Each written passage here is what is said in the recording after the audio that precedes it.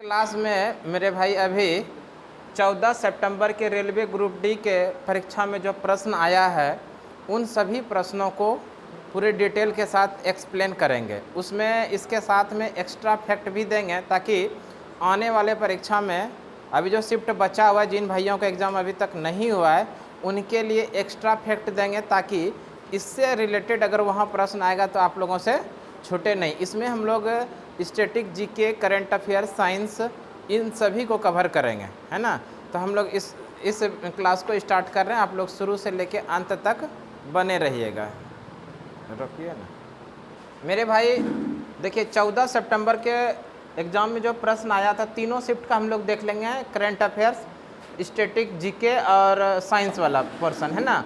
उसमें पहला ही क्वेश्चन था कि मौलिक कर्तव्य का प्रावधान। देखो, मौलिक कर्तव्य की बात करें, मूल संविधान में इसका चर्चा ही नहीं था। मौलिक कर्तव्य मूल संविधान में इसका चर्चा ही नहीं था। मूल संविधान में ये था ही नहीं। मौलिक कर्तव्य को कब जोड़ा गया था, ध्यान रखिएगा, 42वां संविधान संशोधन 1976 के द्वारा। मौलिक कर्तव्य को कब जोड़ा गया है, 42वां संविधान संशोधन 1976 के द्वारा। अच्छा, किस समिति के सिफारिश पे जोड़ा गया, इसको भी ध्यान रखिएगा। समिति की बात करेंगे तो कौन सा समिति की हम लोग बात कर रहे हैं, सरदार स्वर्ण सिंह समिति। सरदार स्वर्ण सिंह समिति किस समिति के सिफारिश पर इसको जोड़ा गया था, सरदार स्वर्ण सिंह समिति के सिफारिश पे जोड़ा गया था। कितना मौलिक कर्तव्य जोड़ा गया था, 10 मौलिक कर्तव्य जोड़ा गया था। अभी वर्तमान समय में कितना मौलिक कर्तव्य हो गया, 11। प्रेजेंट टाइम की बात करें, प्रेजेंट टाइम में कितने मौलिक कर्तव्य हैं, 11। और 11वां मौलिक कर्तव्य इसको जो जोड़ा गया है 86वां संविधान संशोधन 2002 के अंदर। 86वां संविधान संशोधन 2002 के द्वारा जोड़ा गया। और क्या जोड़ा गया, 6 से लेके 14 वर्ष तक के बच्चे को, 6 से 14 वर्ष तक के बच्चे को, 6 से 14 वर्ष तक के बच्चे को निःशुल्क वो अनिवार्य शिक्षा दिलाना। 6 से 14 वर्ष तक के बच्चे को निःशुल्क वो अनिवार्य शिक्षा दिलाना वो लोकल पेरेंट्स का काम होगा, है ना। और इसी के साथ इसके ये भी जानिए, अगर मौलिक कर्तव्य की बात है, इसको किस संविधान के किस भाग में जोड़ा गया था, तो ध्यान रखिएगा 4A में।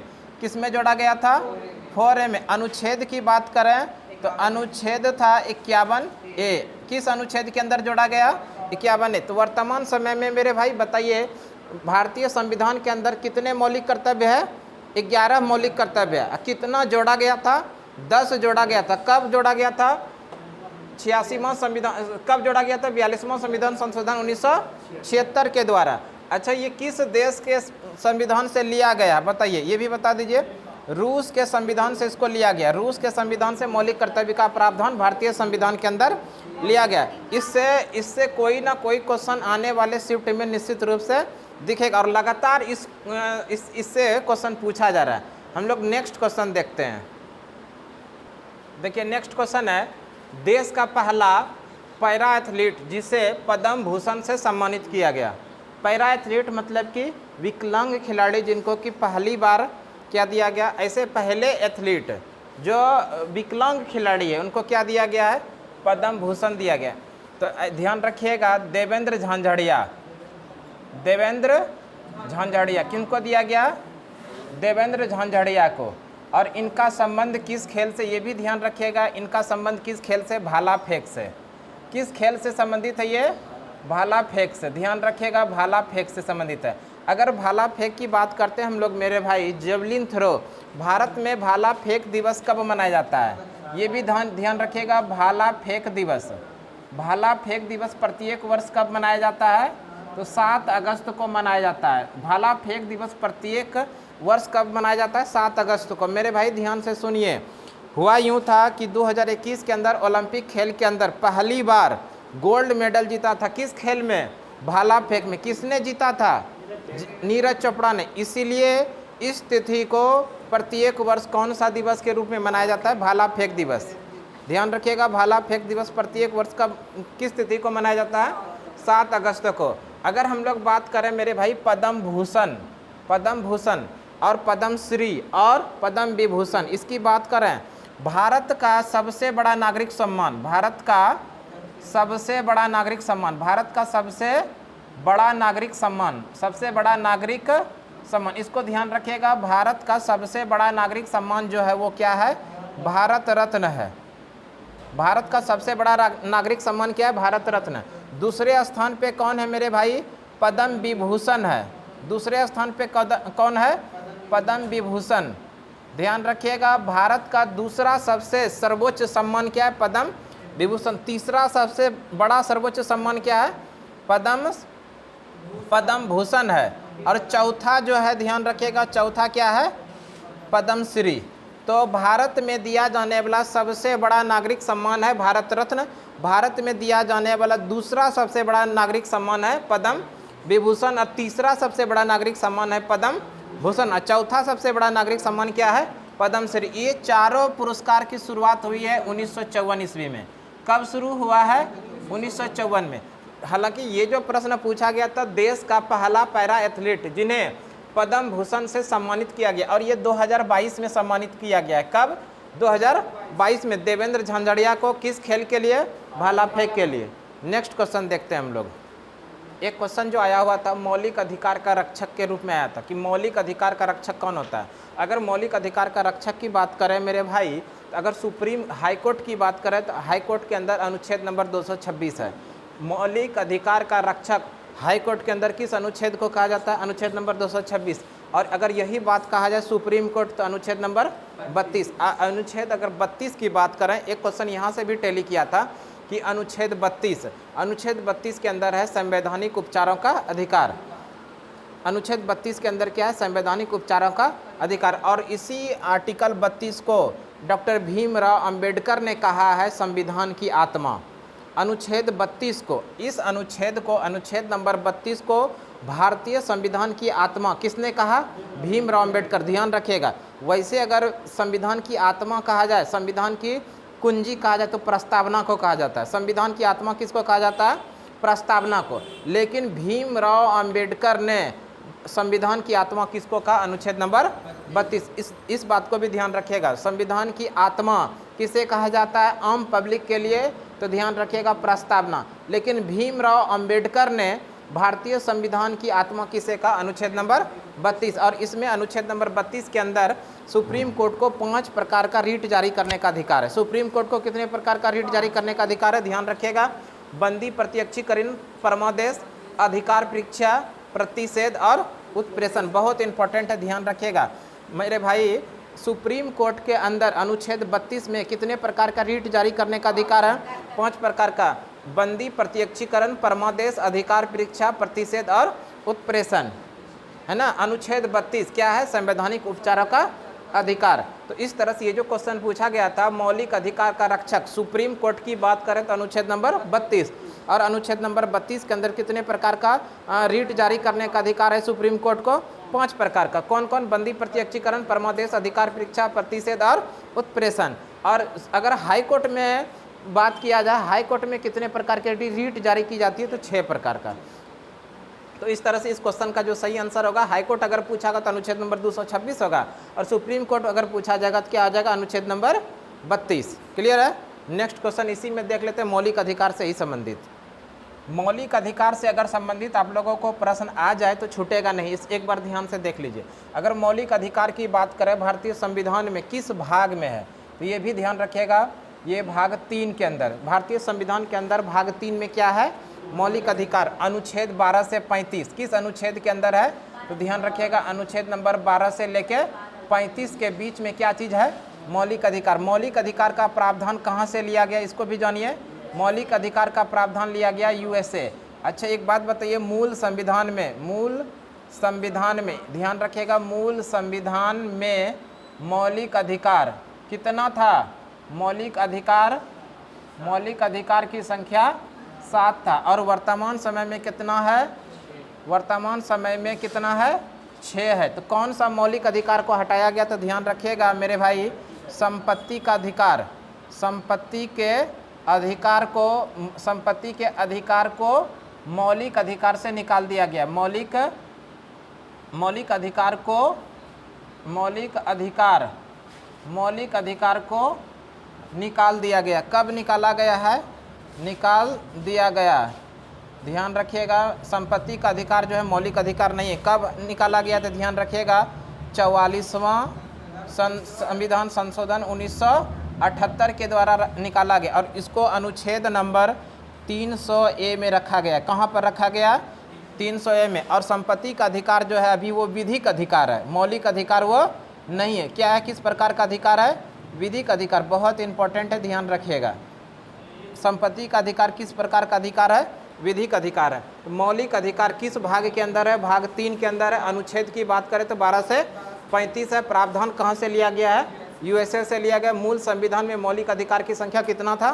7। अभी प्रेजेंट टाइम में कितना है? 6। कौन सा मौलिक अधिकार को निकाला गया? तो ध्यान रखिएगा, संपत्ति के अधिकार को मौलिक अधिकार से निकाल दिया गया और इसको कहाँ रखा? अनुच्छेद नंबर 300A के अंदर। और ये किस प्रकार का अधिकार है? विधिक अधिकार है। कब निकाला गया? 44वां संविधान संशोधन 1978 के दौरान।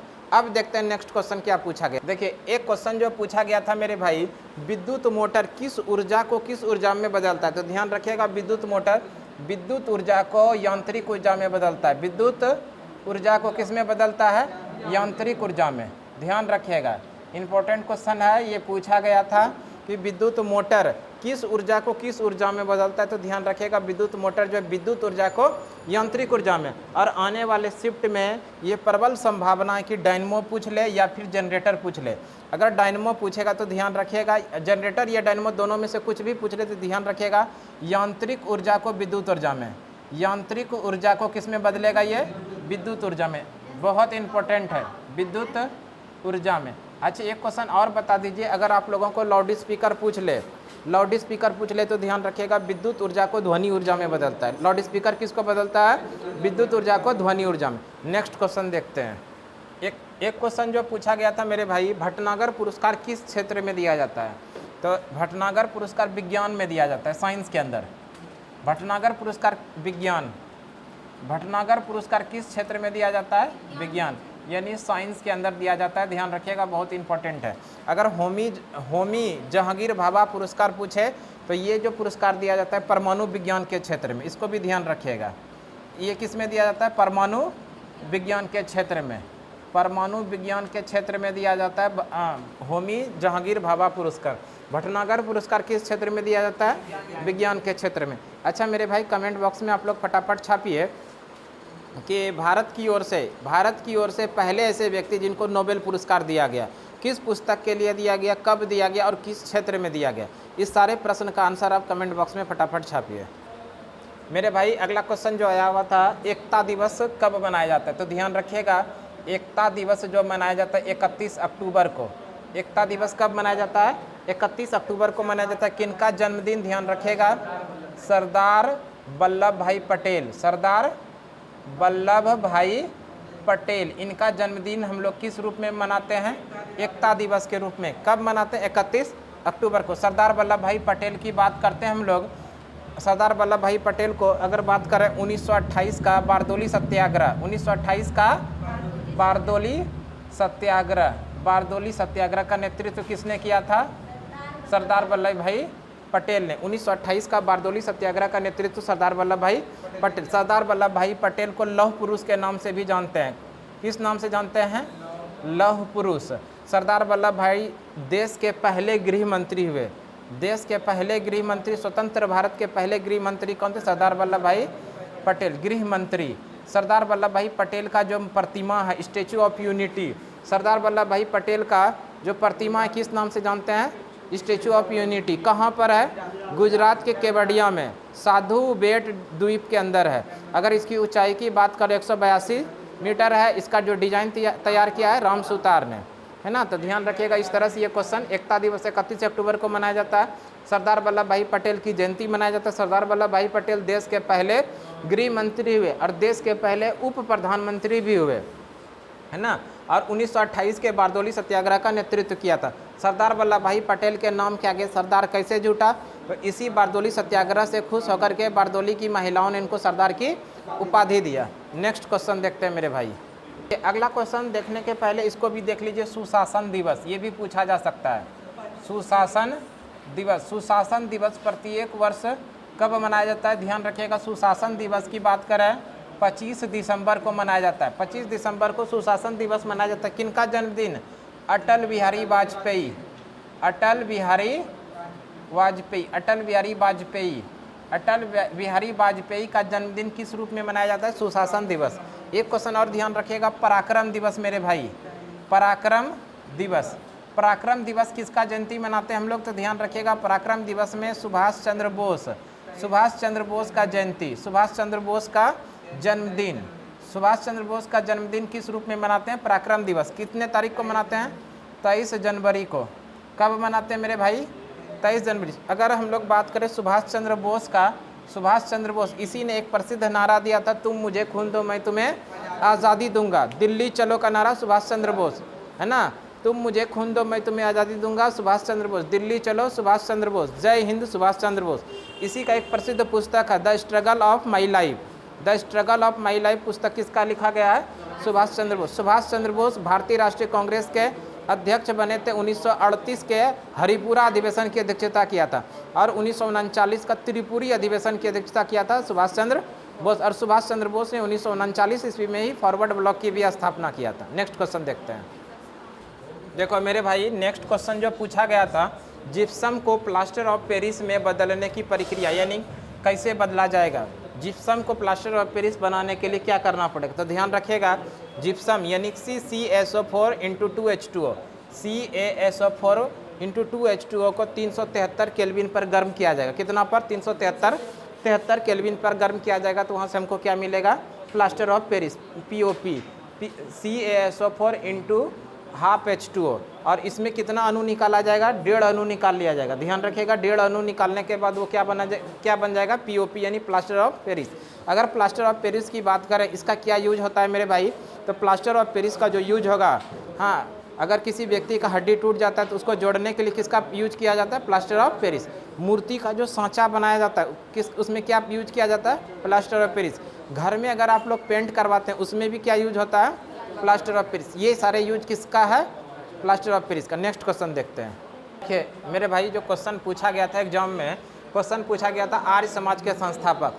तो ध्यान रखिएगा, आर्य समाज का संस्थापक कौन है? दयानंद सरस्वती। आर्य समाज के संस्थापक कौन है? दयानंद सरस्वती। कब स्थापना किया है? 1875 में। और इसी दयानंद सरस्वती का एक प्रसिद्ध पुस्तक भी है जिसका नाम है सत्यार्थ प्रकाश। इसको भी ध्यान रखिएगा, सत्यार्थ प्रकाश नामक पुस्तक की रचना किसने किया? दयानंद सरस्वती ने। दयानंद सरस्वती ने आर्य समाज की स्थापना कब किया? 1875 में किया।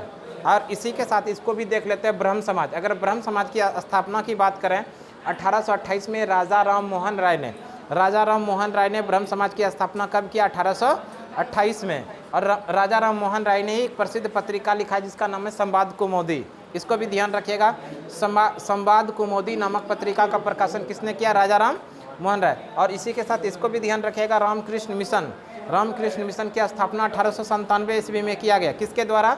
स्वामी विवेकानंद के द्वारा। ध्यान रखिएगा, स्वामी विवेकानंद के द्वारा रामकृष्ण मिशन की स्थापना कब किया गया? 1897 ईस्वी में। और स्वामी विवेकानंद का ही एक प्रसिद्ध पुस्तक है जिसका नाम है प्रबुद्ध भारत। प्रबुद्ध भारत नामक पत्रिका किसने लिखा है? स्वामी विवेकानंद। स्वामी विवेकानंद की बात करते हैं हम लोग मेरे भाई। इनके जन्म दिवस को हम लोग 12 जनवरी को राष्ट्रीय युवा दिवस के रूप में मनाते हैं। 12 जनवरी स्वामी विवेकानंद का जन्मदिन। किस रूप में? राष्ट्रीय युवा दिवस। राष्ट्रीय युवा दिवस 12 जनवरी। राष्ट्रीय युवा दिवस 12 जनवरी। किनका जन्मदिन मेरे भाई? स्वामी विवेकानंद। अच्छा, राष्ट्रीय युवा दिवस 12 जनवरी को मनाते हैं, तो अंतर्राष्ट्रीय युवा दिवस भी बता दीजिए मेरे भाई। ध्यान रखिएगा, अंतर्राष्ट्रीय युवा दिवस 12 अगस्त को मनाया जाता है। अंतर्राष्ट्रीय युवा दिवस कब मनाया जाता है? 12 अगस्त। फिलहाल ये जो प्रश्न था, आर्य समाज के संस्थापक कौन थे? तो आर्य समाज के संस्थापक दयानंद सरस्वती। इसके साथ में आप लोग ब्रह्म समाज भी देख लिए, रामकृष्ण मिशन भी देख लिए और एक्स्ट्रा क्वेश्चन भी देख लिए। प्रबल संभावना है कि इससे भी क्वेश्चन आने की अगले शिफ्ट में निश्चित रूप से आने की पूरी संभावना है, इसलिए इसको अच्छे से आप लोग देख लीजिएगा मेरे भाई। क्वेश्चन जो है, क्वेश्चन पूछा गया था किस रंग का परिकर्णन सबसे कम होता है? तो ध्यान भाई, न्यूनतम परिकर्णन वाला रंग, यानी कि किस रंग का सबसे कम परिकर्णन होता है? ध्यान रखिएगा, लाल का जो है सबसे कम परिकर्णन होता है और सबसे अधिक परिकर्णन वाला रंग बैगनी।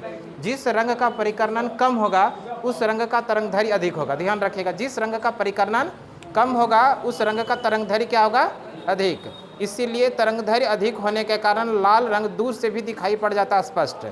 आप लोग देखिएगा जब ट्रेन से सफ़र कीजिएगा तो उसमें जब सिग्नल के लिए यूज किया जाता है किस रंग का, लाल का, है ना। और अगर हम लोग बात कर लें कि ये किसी प्रिज्म से गुजरने पर ये जो रंग है कितने रंगों में विचलित हो जाता है, 7 रंगों में। सबसे बीच में कौन सा रंग होता है, ग्रीन रंग होता है, यानी हरा रंग। ये भी क्वेश्चन पूछा गया है कि प्रिज्म से गुजरने के बाद रंग 7 रंगों में विचलित हो जाता है, सबसे बीच में कौन सा रंग होता है, हरा, सबसे ऊपर होता है लाल। और लाल का जो है परिकर्णन क्या होगा, सबसे कम होगा। लाल का परिकर्णन सबसे कम होगा लेकिन तरंगदैर्घ्य क्या होगा, अधिक होगा। और बैगनी का क्या होगा, परिकर्णन अधिक होगा लेकिन तरंगदैर्घ्य क्या होगा, कम होगा। ध्यान रखिएगा। वैसे ये क्वेश्चन जो पूछा गया था न्यूनतम परिकर्णन किस रंग का, तो आंसर क्या आ जाएगा, लाल। नेक्स्ट क्वेश्चन देखते हैं।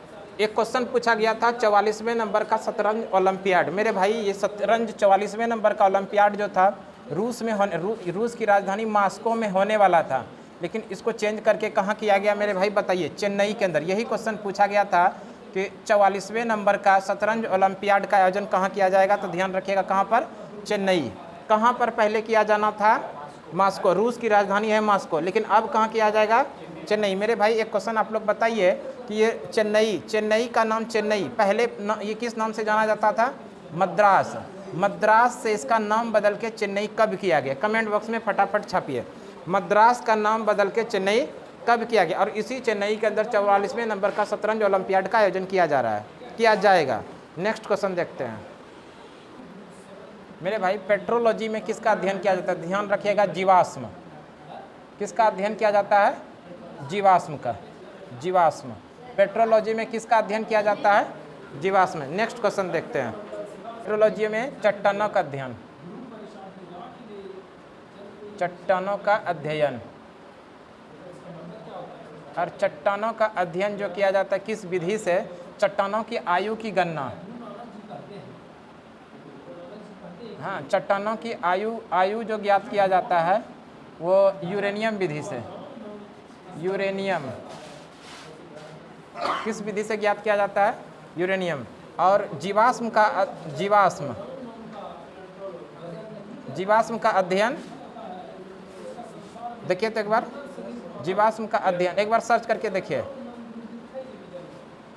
मेरे भाई क्वेश्चन जो पूछा गया था पेट्रोलॉजी में किसका अध्ययन किया जाता है, पेट्रोलॉजी में चट्टानों का अध्ययन किया जाता है। पेट्रोलॉजी में किसका अध्ययन किया जाता है, चट्टानों का। और चट्टानों की आयु ज्ञात करने के लिए किसका यूज करते हैं, यूरेनियम का।